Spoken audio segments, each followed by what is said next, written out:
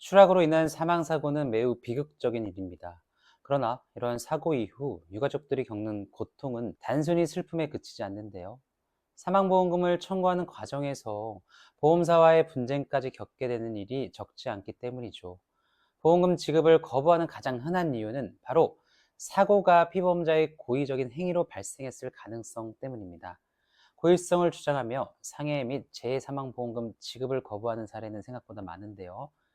오늘 이손사 보상TV에서 추락사와 관련된 보험금 분쟁의 쟁점과 해결 방법을 구체적으로 알아보도록 하겠습니다.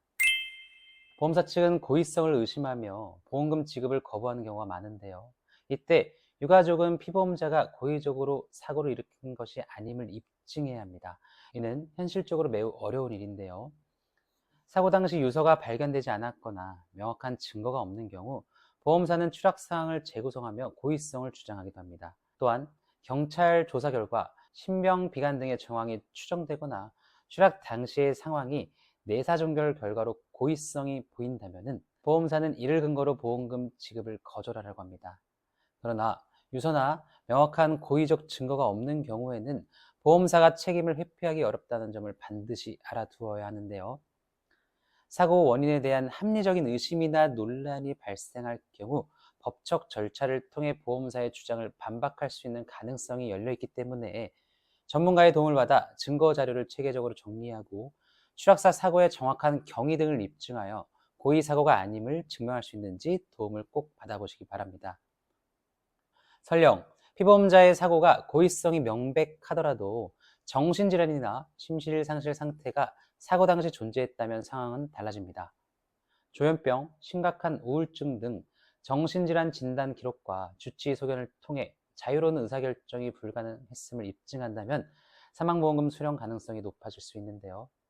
이 과정에서 법의학 자문과 함께 유사한 판례를 참고하는 것도 중요합니다. 기존 사례에서 법원이 심실, 상실 상태를 인정한 판결을 활용할 수 있다면 유가족에게 유리한 결과를 이끌어낼 가능성이 높아지는데요. 이러한 과정은 법률적, 의학적 지식 없이는 쉽지 않은 작업이므로 전문가의 도움이 필수입니다. 보험사는 고의사고 가능성이 존재하는 사고의 경우 철저히 검토하며 고의성을 주장하기 위해 다양한 증거를 수집하거나 법률 자문 등을 통해 소송 여부 등을 검토합니다. 이 과정에서 유가족이 단독으로 대응하기는 매우 어려운 것이 현실인데요. 보험사가 지급을 거부할 경우 금융감독원에 민원을 제기하거나 분쟁 조정을 신청하는 방법도 있습니다. 그러나 아무런 준비 없이 민원을 제기하는 것은 실질적인 해결로 이어지기 어렵습니다. 추락사로 인한 보험금 분쟁은 매우 민감하고 복잡한 문제입니다.